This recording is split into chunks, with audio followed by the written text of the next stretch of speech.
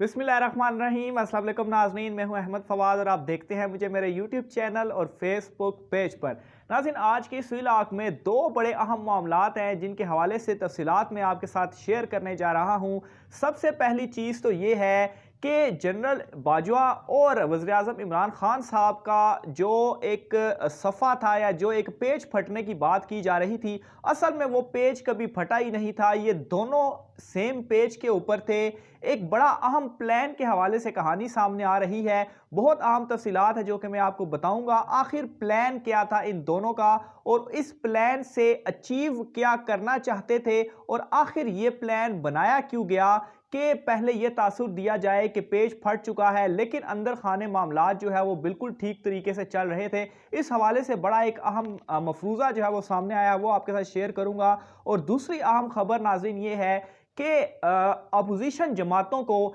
किस तरह से मिलकर बेवकूफ़ बनाया गया और वो लोग जो खुद को बड़ा ज़रीक सियासतदान समझते थे, मौलाना फजल रहमान हो गए, या इनकलाबी सियासतदान समझते थे नवाज़ लीग वाले, या जियाले जो हैं भुट्टो के बिलावल भुट्टो साहब, उनको किस तरह से मिलकर बेवकूफ़ बनाया, आज उनकी शक्लें देख कर भी अंदाज़ा हो रहा था। बहुत अहम तफसीलात हैं, ये मैं आपके साथ शेयर करूँगा। तो सबसे पहले नाज़रीन, जनरल बाजवा और वज़ीर-ए-आज़म इमरान खान साहब की जो एक पेज वाली कहानी है, मफरूज़ा है, वो मैं आपके साथ शेयर करता हूं। तो नाज़रीन, गुज़श्ता काफ़ी दिनों से जिस तरह से एक दबाव डाला जा रहा था कि हुकूमत आज गई तो हुकूमत कल गई, तो इसी सिलसिले में कुछ मालूमात लेने के लिए मैं सुप्रीम कोर्ट भी गया, पार्लियामेंट भी गया, क्योंकि मैं वो बीट कवर करता हूं, वहाँ पर मामलात भी हैं। तो वहाँ पर कुछ हमारे सीनियर दोस्त से, उनसे इस मुतल्लिक जो है वो मेरी बात भी हुई और कुछ चीज़ें जो है वो उन्होंने मेरे सामने जो है वो रखी, जिनमें से एक मामला तो ये था कि एक मफरूज़ा तो ये पेश किया गया कि इमरान खान साहब और जनरल बाजवा साहब, इन दोनों के दरमियान कभी इख्तलाफात हुए ही नहीं थे। तो अगर इख्तलाफात हुए नहीं थे तो ये जो पेज फटने वाली खबरें हैं, ये क्यों सामने आई, इसकी असल वजह क्या थी, इसके पीछे अचीव क्या करना चाहते थे। तो मामला कुछ इस तरह से था कि ये जो अपोजिशन है, इसने इस तरह का घटिया प्रोपेगेंडा किया और प्रोपेगेंडा कर करके वज़ीर-ए-आज़म इमरान खान साहब को सिलेक्टेड कह कह के इतना ज़्यादा इस चीज़ को प्रोपेगेट किया कि इंटरनेशनल लेवल पर भी ये तासुर आम हो गया था कि पाकिस्तान में इमरान खान साहब सिलेक्टेड हैं और असल में पीछे जो हुकूमत है वो फौज चलाती है। इंडियन मीडिया का तो आपको पता ही है, वो तो पाकिस्तान के खिलाफ कोई चीज़ छोड़ते ही नहीं है। तो इंटरनेशनल लेवल पर भी ये तासुर जा रहा था। इस तासुर को ख़त्म करने के लिए, काउंटर करने के लिए इस प्रोपेगेंडा को, एक तो ये चीज़ सामने आई और इस हद में नाज़रीन इस प्लान में जो अचीवमेंट्स हैं वो भी हुई हैं और उसकी मिसाल आज का इजलास है। आज का ये जो इजलास है जिसमें अपोजिशन को बुरी तरीके से शिकस्त हुई, इस शिकस्त के बाद क्या आपने अपोजिशन के मुंह से ये सुना कि एस्टेब्लिशमेंट ने आज हमें हरवाया है, एस्टेब्लिशमेंट ने हमारे बंदे घेरे हैं? नहीं।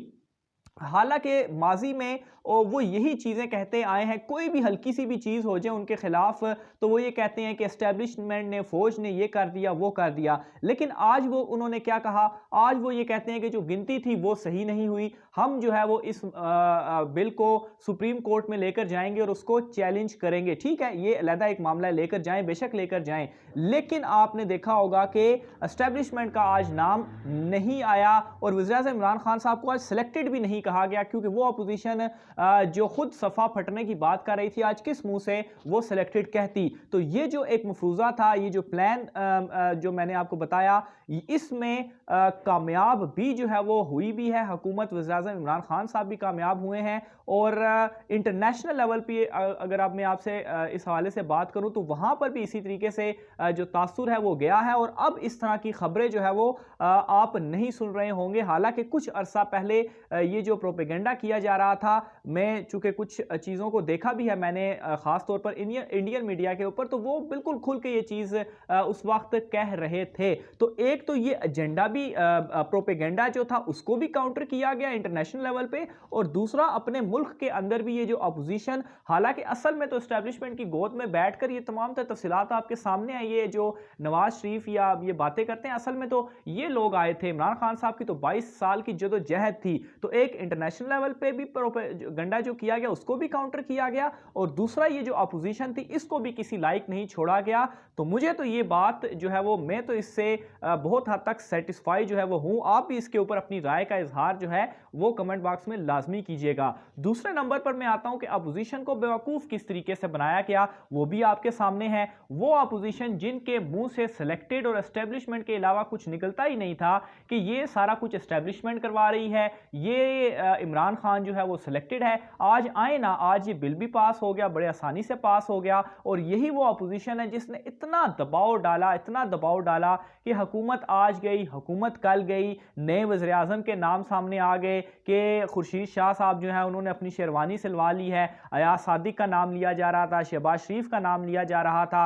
हुकूमत के खिलाफ अदम एतमाद की तहरीक लाने का नाम लिया जा रहा था, वज़ीर आज़म इमरान खान साहब को हटाने का नाम लिया जा रहा था, इत्तेहादियों के हवाले से कहा जा रहा था कि वो इमरान खान साहब का साथ नहीं देंगे, यहाँ तक कहा जा रहा था कि इमरान खान साहब की जमात के अंदर बहुत सारे ऐसे PTI अरकान हैं जो कि उनका साथ नहीं देना चाह रहे। फिर उससे पहले जहांगीर तरीन ग्रुप के हवाले से काफ़ी कोशिशें की गई कि उनको अपने साथ जो है वो मिलाया जाए, यहाँ तक कि एंड में मिन्नते तरले किए गए जो हैं फजल रहमान साहब, उनकी जानिब से तो यहाँ तक कहा गया कि जनाब सिक्योरिटी इदारों के जो हमारे सरबराह हैं वो जब वज़ीर आज़म इमरान खान साहब को बास कहते हैं तो हमें दुख होता है, और इसलिए उनको चाहिए कि वो जो है वो हम अपने आप को पेश करते हैं, आप हमारे बॉस हैं, उनके आगे बिल्कुल जो है वो लेटा गया, और डील जो है वो मांगी गई, कोशिशें की जाती रही कि डील दी जाए। लेकिन नाज़रीन, आप मौलाना साहब जो कि बड़े ज़रीक सियासतदान खुद को समझते हैं, आज सारी ज़रीकी उनकी निकली होगी जो कि मुश्तरका पार्लियामेंट के इजलास में जो एक भयानक किस्म की शिकस्त उनको हुई है। तो मामलात नाज़रीन इस तरह से है कि वज़ीर आज़म जो होता है वो मुल्क का सरबराह होता है, सिक्योरिटी इदारे के सरबराह जो होते हैं वो उनके मातहत होते हैं, और बिल्कुल ठीक कहा था कमर जावेद बाजवा साहब ने कि इमरान खान साहब हमारे बॉस हैं, और बड़े तरीके से ये जो सारा प्रोपेगेंडा था इसको काउंटर भी किया गया। और अब आप देख लें, इवन कि आप खुद देखें वो टीवी या बहुत सारे सोशल मीडिया के ऊपर भी इस तरीके से प्रोपेगेंडा होते थे कि जैसा इमरान खान साहब को कोई फतह होती थी, अपोजिशन जो है वो गरक होती थी, तो साथ ही कहते थे कि एस्टैब्लिशमेंट ने ये कर दिया, एस्टैब्लिशमेंट ने वो कर दिया। लेकिन आज आप बताएं कि क्या आपने किसी टीवी चैनल या ये जो यूट्यूबर्स बहुत सारे जो सहाफ़ी हैं उनकी साइड से बहुत सारे जो यूट्यूबर्स वीलॉग वगैरह करते हैं, क्या किसी एक की जानिब से ये कहा गया कि नहीं ये एस्टैब्लिशमेंट ने करवाया? यही कह रहे हैं। इवन कि शहबाज शरीफ ने खुद कहा कि गिनती जो थी वो ठीक नहीं हुई, हालांकि गिनती भी ठीक हुई थी, उनके पास और कुछ था नहीं, रोना तो उन्होंने था ही था, और ये कहते रहे कि हम इसको सुप्रीम कोर्ट में लेकर जाएंगे, उसको चैलेंज करेंगे। ठीक है, एक आईनी कानूनी अगर रास्ता है, आप जाते हैं सुप्रीम कोर्ट में, बेशक जाएं, कोई मसला नहीं, वहां पर जो है वो हुकूमती साइड से भी लड़ लेंगे। तो इस तरह से अपोजिशन को बेवकूफ़ भी बनाया गया। इमरान खान ने ना सिर्फ इस प्रोपेगेंडा को काउंटर किया, बल्कि जो बहुत ज़्यादा मोस्ट इंपॉर्टेंट तरीन बिल था, और मैं कहूँगा कि आज जो नया पाकिस्तान है, जो तब्दीली है, उसकी बुनियाद रख दी गई है। इन बिल को पास करवाने के बाद ओवरसीज़ पाकिस्तानियों को वोट का हक मिल चुका है, EVM के ज़रिए इलेक्शन जो है वो आइंदा के होंगे। और इस हवाले से मैंने एक अलहदा से भी वीलॉग मुकम्मल करना है कि ये जो ओवरसीज़ पाकिस्तानियों को वोट का हक दिया गया है, इससे नाज़रीन मैं आपको बताऊं दर्जनों हल्के ऐसे हैं जहां पर जो वोट का मार्जिन था जिससे पाकिस्तान तहरीक इंसाफ हारी थी, अगर ओवरसीज़ पाकिस्तानियों का उन हल्कों में वोट मिलाया जाए और वो अगर पाकिस्तान तहरीक इंसाफ को जैसा कि ओवरसीज़ पाकिस्तानी देते हैं, तो वो दर्जनों हल्के ऐसे होंगे जहां पर पाकिस्तान तहरीक इंसाफ बड़े वाज़ेह मार्जिन से जीतती है। और ये जो अभी पाकिस्तान तहरीक इंसाफ की 156 सीटें कौमी असेंबली में हैं, सिर्फ इत्तेहादियों को हटा के उनको मिलाकर तो 182 बनती है, लेकिन सिर्फ पाकिस्तान तहरीक इंसाफ की 156 है। तो ये हल्के जहां पर ओवरसीज पाकिस्तानियों को वोट डलेगा, तो ये जो तादाद है ये 200 से ऊपर जाएगी। इसी वजह से ये चीख रहे थे, अपना सर पटक रहे थे कि ये बिल पास नहीं होना चाहिए। इसके ऊपर मैं पूरा वीलॉग करूंगा कि 2023 का जो इंतखाबात होगा उसमें इसका क्या फायदा होने जा रहा है। दूसरा, EVM मशीनों के ऊपर ये जो धांधली का एलिमेंट खत्म होगा उससे किस हद तक फायदा होगा, और इमरान खान साहब जो है वो अब मजीद एक